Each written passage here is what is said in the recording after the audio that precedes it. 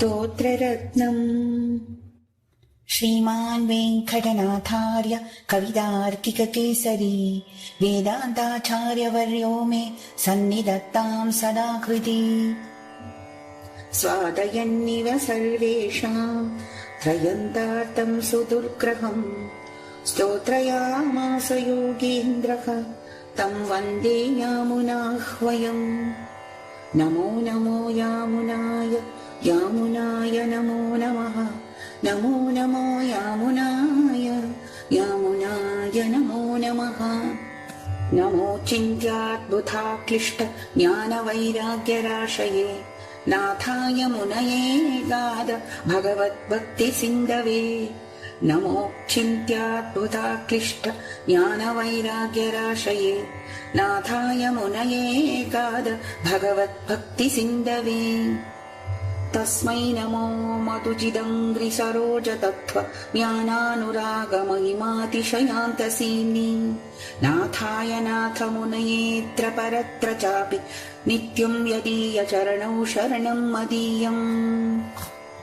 भूयो नमो परिमिताच्युतभक्तितत्त्व ज्ञानामृताप्तिपरिवाह शुभैर्वचोभिः लोकेऽवतीर्ण परमार्थसमग्रभक्ति योगाय नाथमुनये यमिनां वराय। तत्त्वेन यश्चिदचिदीश्वर तत्स्वभाव भोगापवद्गतदुपाय गतिरुदारः सन्दर्शयन्निरमिमीतपुराणरत्नं तस्मै नमो मुनिवराय पराशराय। मातापिता युवतयस्तनया विभूति सर्वं यदेव नियमेन मदन्वयानाम् आद्यस्य न कुलपथे वकुलाभिराम श्रीमत्तदङ्घ्रियुगल प्रणमामि मूर्ध्ना। यन्मूर्ध्निमे श्रुतिशिरस्सु च भाति यस्मिन् अस्मिन् मनोरथपथः सकलः समेति स्तोष्यामि न कुलधनं कुलदेवतं तत् पादारविन्दमरविन्दविलोचनस्य। तत्त्वेन यस्य महिमार्णवशीकराणुः शक्यो न मातुमपि शर्वपितामहाद्यैः कर्तुं तदीयमहिमस्तुतिमुद्यताय मह्यं नमोऽस्तु कवये निरवद्रवाय। यद्वाश्रमावधि यथा मतिवाप्यशक्तः स्तौम्येवमेव खलु तेऽपि सदा स्तुवन्तः वेदाश्चतुर्मुखाश्च महार्णवान्तः को मज्जतोरणकुलाचलयोर्विशेषः किञ्चैष शक्त्यतिशयेन नथेऽनुकम्प्यः स्तोतापितु स्तुतिकृतेन परिश्रमेण तत्र श्रमस्तु सुलभो मम मन्दबुद्धे इत्युद्यमोऽयमुचितो मम चाप्चनेत्र। नावेक्षसे यदि ततो भुवनान्यमूनि नालं प्रभो भवितुमेव कुतः प्रवृत्तिः। एवं निसर्गसुहृदी त्वयि सर्वजन्तो स्वामिन्न चित्रमिदमाश्रितवत्सलत्वम् स्वाभाविकानवधिकातिशयेषितृत्वं नारायण त्वयि न मृष्यति वैदिकः कः। ब्रह्मा शिवः शतमक परमस्वराडिति एतेऽपि यस्य महिमार्णव विप्रुषस्ते खः श्रीश्रियः परमसत्त्वसमाश्रयः कः खः पुण्डरीकनयन पुरुषोत्तमः कः कस्यायुतायुतशतैक कलांशकांशे विश्वं विचित्रचिदचित्प्रविभागवृत्तम् वेदापहार गुरुपातक दैत्यपीडादापाद्विमोचनमहिष्ट बलप्रदानैः कोऽन्यः प्रजा पशुपति परिपाति कस्य पादोदकेन स शिव स्वशिरोद्धृतेन कस्योदरे हरिविरिञ्च मुखप्रपञ्चः को रक्षति मम जनिष्ठ च कस्य नाभे क्रान्त्वा निघीर्य पुनरुद्धिरति त्वदन्यः खक्केन वैष परवान् इति शक्यशङ्कः त्वां शक्तिरूपचरितैर्वरमप्रकृष्ट सत्त्वेन सात्विकतया प्रबलैश्च शास्त्रैः प्रख्यातदैव परमार्थविदां मतैश्च नैवासुरप्रकृतयः प्रभवन्ति बोद्धुम् उल्लङ्घितत्रिविधसीमसमातिशायि सम्भावनं तव परिव्रडिमस्वभावन् मायाबलेन भवतापि निगूह्यमानं पश्यन्ति केचिदनिशं त्वदनन्यभावाः यदण्डमण्डान्तगोचरश्च यत् दशोत्तराण्यावरणानि यानि च गुणाप्रदानं पुरुषं परं पदं परात्परं ब्रह्म च ते विभूतयः वशीवदान्यो गुणवान् ऋजुः शुचिः मृदुर्दयालुर्मधुरस्थिरः समः कृतिकृतिज्ञः त्वमसि स्वभावतः समस्तकल्याणगुणामृतो दधिः उपर्युपर्यच्च भवोऽपि पूरुषात् प्रकल्प्यते ये शतमित्यनुक्रमात् गिरस्त्वदेकैकगुणावधीप्सया सदा स्थिता नोद्यमतोऽतिशेरते त्वदाश्रितानां जगदुद्भवस्थितिः प्रणाशसंसारविमोचनादयः भवन्ति लीलाविदयश्च वैदिकाः त्वदीयगम्भीरमनोनुसारिणः नमो नमो वाङ्मनसाधिभूमये नमो नमो वाङ्मनसैकभूमये नमो नमोऽनन्तमहाविभूतये नमो नमोऽनन्तदयैकसिन्धवे न धर्मनिष्ठोऽस्मि न चात्मवेदी न भक्तिमां त्वच्चरणारविन्दे अकिञ्चनोऽनन्यगतिश्चरण्यः त्वत्पादमूलं शरणं प्रपद्ये न निन्दितं कर्म तदस्ति लोके सहस्रशो यन्न मया व्यदायि सोऽहं विपाकावसरे मुकुन्द क्रन्दामि सम्प्रत्यगतिस्तवाग्रे निमज्जतोऽनन्तभवार्णवान्तः चिराय मे कूलमिवासि लप्तः त्वयापि लप्तं भगवन्निदानीम् अनुत्तमं पात्रमिदं दयायाः अभूतपूर्वं मम भावि किं वा सर्वं सहे मे सहजं हि दुःखम् किन्तु त्वदग्रे शरणागतानां पराभवो नाथ न तेऽनुरूपः निरासकस्यापि न तावदुत्सहे महेशहातुं तव पादपङ्कजम्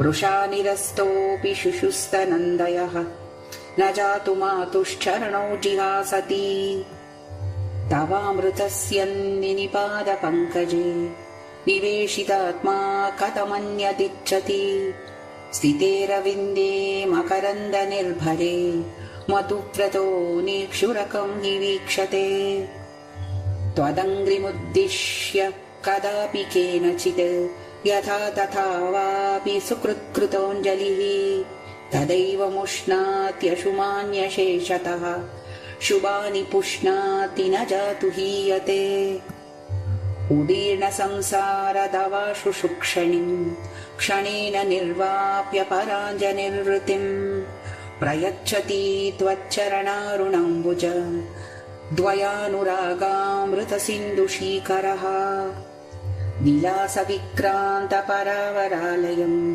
नमस्यदार्तीक्षपणे कृतक्षणम् धनं मदीयं तव पादपङ्कजम् कदा नु साक्षात्करवाणि चक्षुषा कदा पुनः शङ्करताङ्ककल्पक ध्वजारविन्दाङ्कुशवज्जलाञ्जनम् त्रिविक्रमत्वच्चरणाम्बुजद्वयम् मदीयमूर्धानमलङ्करिष्यति विराजमानोज्ज्वलपीतवाससम् स्मितातसी सूनसमामलच्छविम् निमग्ननाभिम् तनुमद्यमुन्नतम् विशालवक्षस्थलशोभिलक्षणम् चकासतम् जाकिनकर्कशैशुभैः चतुर्विराजानुविलम्भिभिर्भुजैः प्रियावतम् सोत्पलकर्णभूषण श्लथालकाभण्डविमर्दशंसिभिः उदग्रपीनां सविलम्बिकुण्डलालकावली बन्धुरकम्बुकन्धरम् मुखश्रिया न्यकृतपूर्णनिर्मलामृतांशुबिम्बाबुरुहोज्ज्वलश्रियम् प्रबुद्धमुग्धाम्बुजचारुलोचनम् सविभ्रमभ्रूलतमुज्ज्वलाधरम् शुचिस्मितम् कोमलगण्डमुन्नसम् ललाटपर्यन्तविलम्बितालकम् स्फुरत्किरीटाङ्गदहारकण्टिका मणीन्द्रकाञ्ची गुणनूपुरादिभिः रथाङ्गशङ्खासि गदाननुर्वरैः लसत्तुलस्या वनमालयोज्ज्वलम् चकर्त यस्या भवनम्बुजान्तरम् तव प्रियम् धाम यदीयजन्मभूः जगत्समस्तम् यदपाङ्कसंश्रयम् यदर्थमम्बोधिरमन्द्यबन्धि च स्ववैश्यरूप्येण सदानुभूतयाप्यपूर्ववत् विस्मयमादधानया गुणेन रूपेण विलासचेष्टितैः सदा तवैवोचितया तव श्रिया तया सहासीनमनन्तभोगिनी प्रकृष्टविज्ञानबलैकधामनी अणामनिव्रातमयूकमण्डल प्रकाशमानोधर दिव्यधामनी निवासशय्यासनपादुकां शुकोपदानवर्षातपवारणादिभिः शरीरभेदैस्तव शेषतां गतैः यतोचितं शेष इतीति ते जनैः दासः सखा वाहनमासनं ध्वजः यस्ते वितानं व्यजनं त्रयीमयः उपस्थितं तेन पुरो गुरुत्मता त्वदङ्घ्रिसंवर्धकिणाङ्कशोभिना त्वदीयमुक्तोजितशेषभोजिना त्वया निसृष्टात्मभरेण यद्यथा प्रियेण सेनापतिना न्यवेदितत् तथानुजानन्तमुदारवीक्षणैः हता किल क्लेशमलैः स्वभावतः सदानुकूल्यैकरसैस्तवोचितैः गृहीत तत्तत्परिचारसाधनैः निषेव्यमाणं सचिवैर्यथोचितम् अपूर्वनानारसभावनिर्भर प्रबुद्धया मुग्धविदग्धलीलया क्षणानुवक्षिप्तपरादिकालय प्रहर्षयन्तं महिषीं महाभुजम् अचिन्त्य दिव्याद्भुतनित्ययौवन स्वभावलावण्यमयामृतोदधिम् श्रियश्रियं भक्तजनैकजीवितम् समर्थमापत्सकमर्तिकल्पकम् भवन्तमेवानुचरन्निरन्तरम् प्रशान्तनिःशेषमनोरथान्तरः कदाहमैकान्तिकनित्यकिङ्करः प्रहर्षयिष्यामि सनातजीवितः धिकशुचिमवनीतं निर्दयं मामलज्जम् परमपुरुषयोऽहं योगवर्णाग्रगण्यैः विधिशिवसनकाद्यैर्द्यातुमत्यन्तदूरम् तव परिजनभावं कामये कामवृत्तः अपराधसहस्रभाजनम् पतितं भीमभवार्णवोदरे अगतिं शरणागतं हरे कृपया केवलमात्मसात् कुरु अविवेकगणान्ध्यदिङ्मुखे बहुधा सन्ततदुःखवर्षिणी भगवन् भवदुर्दिने पतः स्खलितं मामवलोक्य याच्युत न मृषा परमार्थमेव मे शृणु विज्ञापनमेकमग्रतः यदि मे न दयिष्यसे ततः दयनीयस्तव नाथ दुर्लभः तदहं त्वदृतेन नाधवान् मदृते त्वं दयनीयवान् न च विधिनिर्मितमेतदन्वयं भगवान् पालयमास्म चीहपः क्वपुरादिषु योऽपि कोऽपि वा कुणुतोऽसानि यथा तथाविधः तदहं तव पादपद्मयोः अहमद्यैव मया समर्पितः मम नाथ यदस्ति योऽन्यहं सकलं तद्धि तवैव माधव नियतस्वमिति प्रबुद्धति अथवा किं नु समर्पयामि ते अवबोधितवानि मां यथा मयि नित्यां भवदीयतां स्वयं कृपयैतदनन्यभोग्यतां भगवद्भक्तिमपि प्रयच्छ मे। तव दास्यमुखैकसङ्गिनां भवनेष्वस्त्वपि कीटजन्म मे। इतरेषु सतेषु मास्मभूदपि मे जन्म चतुर्मुखात्मना।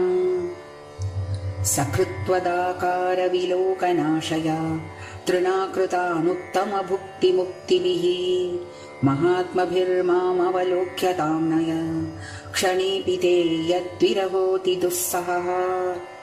न देहं न प्राणान्न च सुखमशेषभिलषितम् न चात्मानं नान्यत् किमपि तव शेषत्वविभवान्।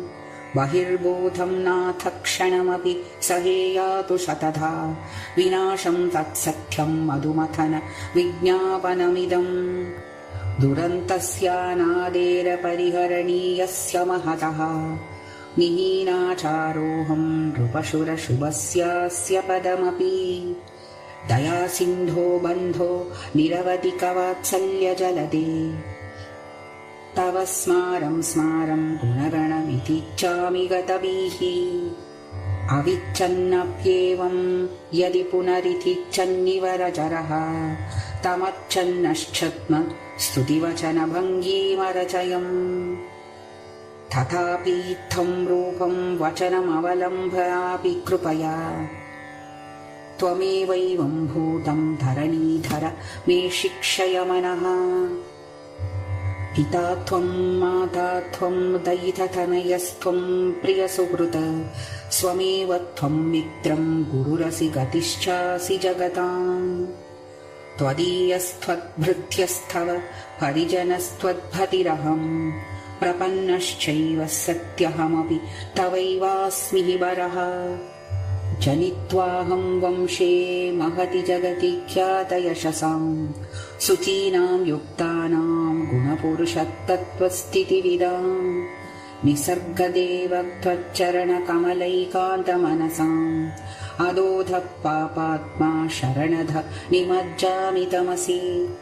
अमर्यादक्षुद्रश्चलमतिरसूया प्रसवभूः कृतघ्नो दुर्मानी स्मर परवशो वञ्चनपरः। प्रशंसत्पापिष्ठ कथमहमिथो दुःखजलदेः अपारागुत्तीर्णस्तव परिचरेयं चरणयोः। रघुवरः यद्भूस्त्वं तादृशो वायसस्य प्रणत इति दयालुर्यञ्च चैद्यस्य कृष्ण। प्रतिभवमपराधुर्मुग्धसायुज्यदो भूः वद किमदमागस्तस्य तेऽस्ति क्षमायाः। ननु प्रपन्नः सकृदेव नाथ तवाहमस्मीति च याचमानः। तवानुकम्प्य स्मरत प्रतिज्ञां मदेकवर्जं किमिदं व्रतं ते। ननु प्रपन्नः सुकृदेव नाथ तवाहमस्मीति च याचमानः। तवानुकम्प्य स्मरत प्रतिज्ञां मदेकवर्जं किमिदं व्रतं ते। अकृत्रिमत्वच्चरणारविन्द प्रेम प्रकर्षावधिमात्मवन्तम् पितामहं नाथमुनिं विलोक्य प्रसीदमद्वृत्तमचिन्त्ययित्वा। अकृत्रिमत्वच्चरणारविन्द प्रेम प्रकर्षपदिमात्मवन्तम् पितामहं नाथमुनिं विलोक्य प्रसीदमद्वृत्तमचिन्त्ययित्वा। श्री आळवन्दार् तिरुवडिगळे चरणम्।